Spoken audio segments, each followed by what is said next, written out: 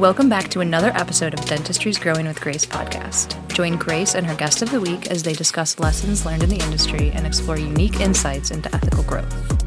Hello and welcome back to Dentistry's Growing with Grace. I'm very excited to be here today with my friend, Dr. Lou Chmura. Thank you so much, Dr. Lou, for being here.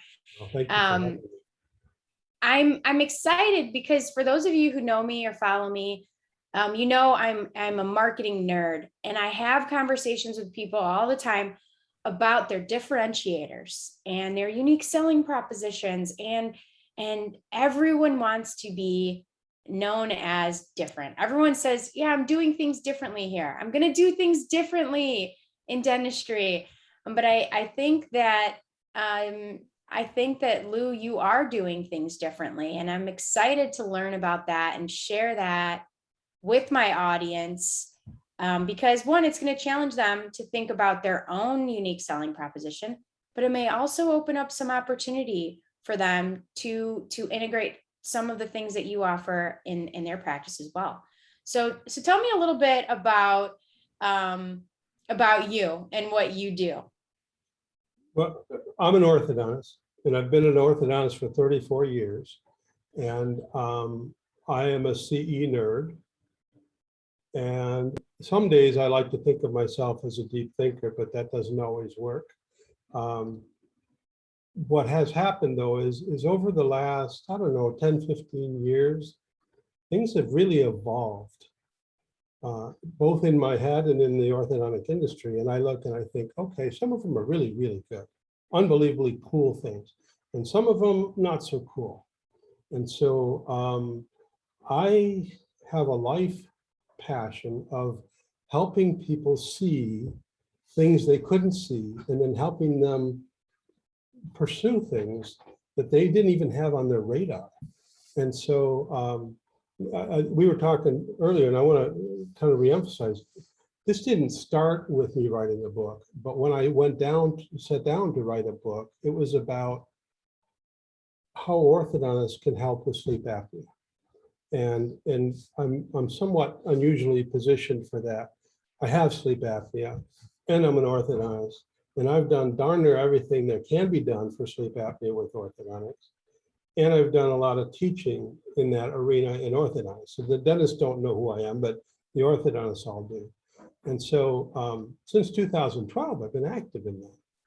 And I'm writing this book, and I'm thinking, yeah, but that's not all there is.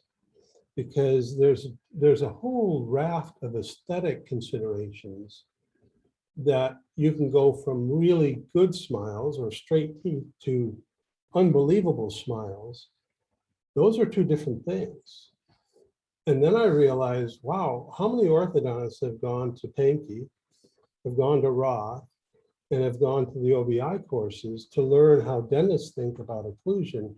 And I think I'm pretty unusual in having all of that in one package. And so what happened was, as I'm going through and writing this out and trying to organize my thoughts of what should I be doing, I have a little placard on my desk at the office. It says, I never aspired to be average. And I never have. I always want to do it better. What if we do it better? And I'm a techno nerd, so I've got all these great tools. And what I realized is, wow, we can do incredible orthodontic care above and beyond straight teeth. And we can do it remote. I'll get into that later, okay? But what if all we did was change the paradigm from treatment plan first to diagnosis first? And that may seem very old school, and it is, but the reality is, you think about it, in orthodontics, people are thinking treatment first. The conversations are, well, you should never take out teeth, or you should always expand, or we want clear aligners, or it's always wrapped around what is the treatment plan. And I'm like, what is the goal? What are the list of problems? I can relate to this so much. And I know I live in a different world kind of, because I do marketing, and it's different to a sense, but all business has similar, parallels going on. It's like when a client comes to me and says, what should we do, before they talk through what they're looking to accomplish. They go straight to the what, and skipping right over the why, skipping right over the problem, and they go right to the solution. And it's like, do we need this? Do we need social media ads or SEO or Google ads? Like, it's all about the what. And I always have to like pump the brakes and say, this is not the same treatment plan for everyone. Let's look at exactly what you're looking to accomplish. How many more new patients? What type of new patients? How much time do you have to serve those new patients? And then we can come up with the treatment plan. So I know I'm not a dentist, I'm not a clinician, but that speaks to me as a business owner. I think too many people look at what they do as just a product, one set solution. And how many people can we sell this solution to? But what if that's not what you need? What if that's not because you want to do the minimal of what you need. You don't want to do more than what you need in some situations. So can you talk me through an example of that? Because I relate to the concept so much, but would love to hear, in practice, what that looks like when people go right to the solution without evaluating the problem. Yeah, I don't think we have the capability of showing cases, so I'm going to have to talk you through the cases. I have a number of them, and I show them in presentations and so on, but subtle things. We did Invisalign, I shouldn't say brand names, but they did Invisalign, okay? And they got done and they said, I don't like the cant of the occlusal plane, and I don't like that the upper incisors are tipped. And I imagine they don't realize that if you just tip it 1 degree, people notice that. You can move it, okay? The Tom Cruise thing, we knew you could move it if it's vertical, but if you tip it, you see it right away. And so knowing all of that and knowing what to do, you can actually level a canted anterior aesthetic plane, but you can't do it with aligners very easily. A handful of people in the world, absolutely, they do it routinely. A handful of people, but then again, a handful of people in the world are quarterbacks in the NFL, okay? If you want to do this, you have to have better tools to do it, and you can do that better with fixed appliances. The problem is we think in terms of all the problems are going to be solved if we just defer it to this company to do this. It's not. And so that's one example. If you want to extrude incisors to improve an anterior aesthetic plane, hard to do with clear plastic. Almost routine when you do it the way we do it, where we actually do the setup ahead of time before, and then place brackets and so on to do that. So it's more of a proactive mindset. It's more related to communication with the patient, showing the patient end result, talking through options, and also making sure that the clinical expertise and technology is in place to be able to provide that stellar result and meet the expectations of the patient. Because ultimately in any business, exceeding expectations, meeting expectations is the ultimate goal. But if you don't have a conversation about expectations, how can you do that? That's part of it. And part of it is they don't have the expectation because they aren't thinking in terms of what could be done. They're thinking in terms of, if I do this, I'm going to get a better smile. But they don't realize you can get straight teeth without a better smile. Okay, people aren't seeing it. It's sort of way back when Jobs came out with the iPod, and said 1,000 songs in your pocket. No one knew that they needed that. No one knew that they were giving up something if they didn't have that. And that's where we are. People don't know that they're giving stuff up because we're so focused on straight teeth, we're missing these other pieces. That's the difference in complete orthodontics than just straightening teeth? It's a more holistic approach it's looking at the big picture, looking at the ideal solution, and then reverse engineering how you're going to get there. And I know I'm oversimplifying it without a doubt. Okay, I'm going to add, we've got one more person joining our call here.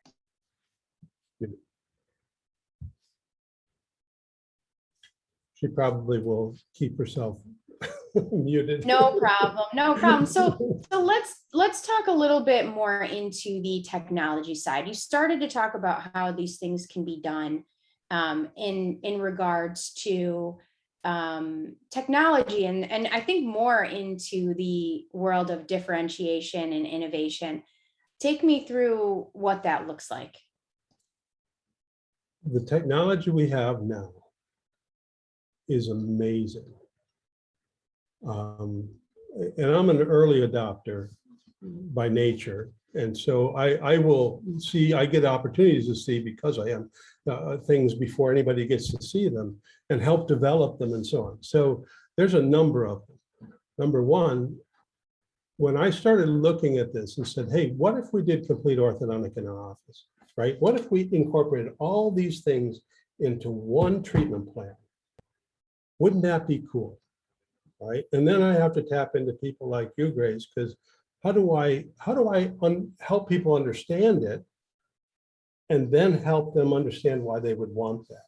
Okay, so then I realized, wait, I can do the diagnosis pretty much remotely. The only things I can't do, I can't check for CRCO slides or for clicking. I can't do that remotely.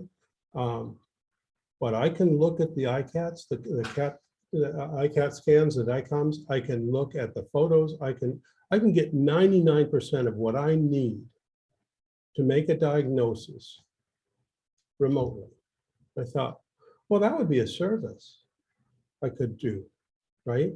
And I'm in a little town of 7,000 people, right? And I've sort of trained myself beyond the dental IQ of the area. I think there are people around the world who would benefit from this kind of ability to be able to do it. And so then I said, what else can I do? Well, I can do a setup and do the indirect bonding trays and send them to somebody. Then they can place the brackets correctly. So if you look at the touch points, it's treatment plan, it's getting the brackets on correctly after the basic stuff is done. It's making finishing wires, and I can do that remotely. And then it's keeping track of stuff. And we can do that remotely. In fact, we can do it weekly. And I said, wow, we can do complete orthodontics, and we don't have to do it in Marshall, Michigan only. We can do it everywhere. All I need, it's sort of like, I can theoretically, I don't. I mean, I come out and I kiss babies and shake hands, but to a large extent, my afternoon, I've done the work before they get there. I've done the setups, I've ordered the wires, and I've ordered wires I can't even bend in the office because they're gentle, but you have to heat them to 450 degrees, and that's not very compatible with the mouth. So you do it on a robot, and by the time I give you wires, they're doing all the bends at once, with a gentle force and a long working length. And so now we can do that. And if my staff is in the next room or in the next town or in the next state, it doesn't matter, so long as I have somebody there who can do the actual work. And that's when the light went on. I said, wouldn't it be cool if at the same time we improve, we raise the potential, the quality of orthodontics available. We give people the opportunity to do this thing in their office. So when they have downtime, they turn it in production, and it's staff driven. And then we put together the education to be able to do all of that. So, but I don't want it to sound like a commercial. It's just so stinking cool. It's really not a commercial. And here's what I was just thinking about that too, because I want people to be able to apply this to their own business, no matter what kind of business they're in. is, first of all, the first question I have for our listeners is, are you really that different? Are you really that innovative? Are you saying you're different? Does your marketing say you're different? But are you really doing anything? Are you challenging yourself to grow, to differentiate? Are you challenging yourself from a clinical perspective, from an education perspective, to grow? So that's my first question. My second question for our audience is, have you considered how orthodontics can help sleep apnea, how it plays a role in the comprehensive care that you're offering your patients, that you have on your website, that you've told everybody that you offer? Are you integrating the orthodontics into that comprehensive care treatment plan? That's my second question for you. And have you even considered that? My third question for our audience is, have you thought about the changes that are happening in the world right now and the demand that people are expecting in terms of convenience and their experience? And how does technology play a role in your ability to, one, provide a better working environment for your employees, to provide really, clear instructions for predictable outcomes for your patients? Have you integrated technology into your practice in a way that elevates the clinical outcome, and it also elevates the process, both for your team and for your patients? And what kind of benefits can you get from leveraging technology? So I love what you're talking about, and I think it's directly relevant. If we package it up and we kind of tell people how to think about these things, they'll be able to apply it to their own business. And then I want to take it a step further and say, how can our audience that may largely be made of general dentists or dental employees, what would you tell them? How would you advise them? What can they do to take advantage of some of the things that you've built, and how can it help them? I'm going to go back to two or three of the things you said. How do you incorporate it into comprehensive care? And I think that's a jugular issue for dentists, because I think a large percentage want to do comprehensive care, but ortho is sort of the redheaded stepchild that, well, I don't want to get into that. There's too many problems. And there are, right? Because you not only have to be aware of what you're doing, but what the side effects are going to be. How can I do that? Well, I can do it with these, they tell me I can do this clear stuff. Yes, but there's limitations. What if you could do the same thing and it was guided by somebody who's done this for a long time and has the expertise? All of a sudden you can offer a higher quality. So that is part of comprehensive care that isn't being addressed. You asked about how to make it more convenient. Well, I'm sure my orthodontic colleagues are going to shoot a bunch of arrows at me, but I'm looking at it saying, orthodontists are doing just fine. They're not necessarily going to be the first on board saying, let's do this, because they're doing fine doing what they do. But I hear from general dentists saying, you know what?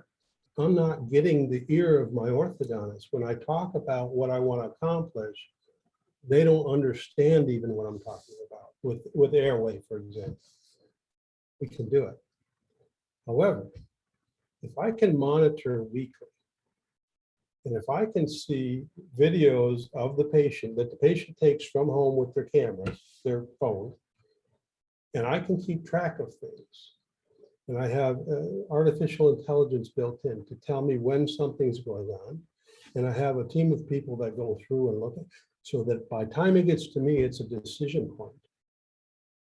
Now I'm doing better care. Not only that, I'm eliminating appointments. And that was one of the paradigm shifts I had when I was going through this. Is we always talk about, how will this affect your office? Well, you can save appointments and you can have more time and And we're always thinking that way.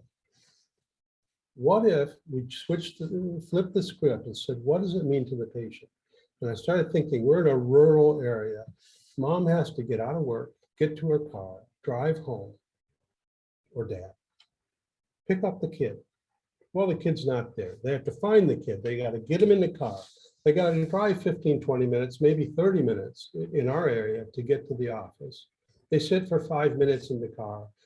Then they come in, we do the procedure, whatever number that is, and then they reverse all of that. These people have an hour and a half to 2 hours invested in coming to see me.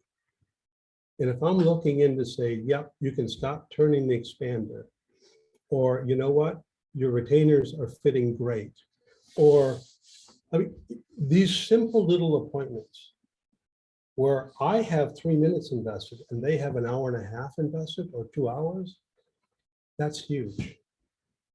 And we're eliminating appointments. We're getting, the national average, I think, is 22 for standard orthodontic cares in 26 months. We're getting down to like 12, 10, 6. I want people to think about this. I mean, everyone says that they're convenient. Everyone says that they're comprehensive. Are you really working to be more convenient, more comprehensive? What more can you do? And our podcast is called Dentistry is Growing with Grace. So I'm going to push people to grow because that's what we do here. But I love that. I'm a mom, 2 kids. It's a constant drop off, pick up. I mean, my husband does most of it, but he's amazing. But I don't want to sit here and take credit for his hard work. But I mean, it's a constant full-time, all the time responsibility for us. And to cut that in half means more time as a family. And it's that time that you just can't get back. So when you start to pair that with your marketing messages, when you come to me to market you and you say, I'm different, I want to know why. And this to me is a huge differentiator. If you can cut down the average number of appointments in half, I will pay you more. Give me time with my family and you don't have to be the cheapest. I will pay you more, but tell me why, and leverage marketing to tell me why you're different. There's too many empty marketing messages out there that people don't really know what a unique selling proposition is. They think we care. And yeah, that's great. But like, how do you care more than everyone else? So that's my marketing rant. I have to have that in every one of these podcasts to put my name on it. I think it's so spot on. Exactly. Different is really different. And the world is changing so fast. You look at what's going on. People are doing this stuff from home because they want to be able to do it at 3 a.m. They don't want to be stuck with your 8 to 5 hours on Monday, Wednesday, and Thursday. They're not interested. They want to do it conveniently. So you've got, if you intend to compete, okay, and how do people differentiate nice? Are you nicer than this other? We don't know, right? They can differentiate, you saved me time. They can differentiate absolutely. You'd absolutely want to care, and I care tremendously. The bottom line, though, is they can't measure that, and they can't differentiate you from the guy next door. Absolutely. So for our audience, well, first of all, I want to give you an opportunity to share anything else that you feel is necessary that goes along with this. And then I want to give our audience some action items. How can they get in touch? How can they benefit from what you do? So yeah, let's jump to the second one. So we put together a website and we're building out just different pieces of it. It's called CompleteOrthodontics.com. On there, I'm fairly certain we put the recording. I did a lecture, and so if you want to see some of the subtle things of cant of occlusal plane, or what is anterior aesthetic plane, what's it supposed to look like, or what are we talking about when we talk about bite? If you want to understand more of what I'm talking about, I have slides and visuals and all those sorts of things. And that's also, it's set up so you can drop photos in there and we can start that process, okay? Shannon is my #1 person. She keeps me grounded, she keeps me organized, she makes sure stuff happens. She'll let me know, and I'm the ortho nerd that within 3 seconds I look and say, here's the treatment plan, then it takes me half hour to explain it. So if this is of interest, if you're interested in doing quality orthodontics, I mean, if you're interested in doing orthodontics with clear aligners, There's a bunch of people doing that right now. It's a West. But if you want to do this special level of orthodontics for your patients, if you want to do it locally and conveniently, connect with Shannon. Awesome. Really, she'll So- set you up and get things going. Awesome. So it's completeorthodontics.com. Thank you so much, Dr. Chmura. It's been Well, wonderful thank you. having you here. And for those of us listening, you can find us on Facebook. The group is Dentistry's Growing with Grace, or any major podcast platform, Dentistry's Growing with Grace. And if you are looking for ways to grow or accelerate your growth of your practice or dental business, you can reach out to me at grace@identitydental.com. Thank you so much for being a part of our community. I hope you have a great day.